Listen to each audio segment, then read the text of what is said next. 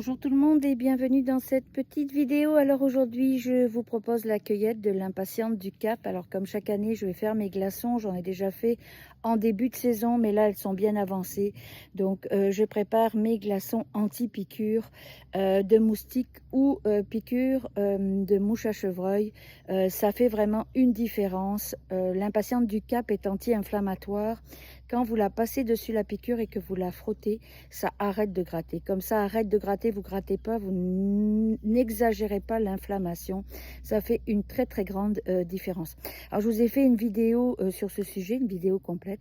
Aujourd'hui, je vous montre juste la cueillette.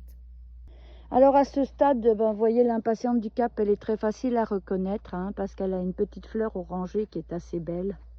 Regardez, voilà, ça fait comme un petit, une petite corne. Vous voyez, elle est très très belle. Alors elle est aussi très facile à reconnaître par la forme de ses feuilles. Ce sont des feuilles qui sont très très fines, qui sont légèrement découpées comme vous le voyez. Voilà. Et alors je vais vous montrer un truc qui est vraiment très facile. Si vous avez un doute parce qu'il n'y a pas de fleurs, ben c'est ça. Voilà. Vous avez vu comme je l'ai tirée à peine on la touche. Elle a un système racinaire en surface et elle s'en vient tout de suite. Et en bas elle est un peu rosée. Bon là ça se voit un peu moins, quand elle est jeune on le voit beaucoup mieux. Et elle s'arrache très facilement. Donc à peine vous la tirez, vous voyez j'en ai plein ici, à peine vous la tirez, bon, ça s'enlève tout seul. L'impatiente du Cap c'est un colonisateur, donc moi j'en ai partout.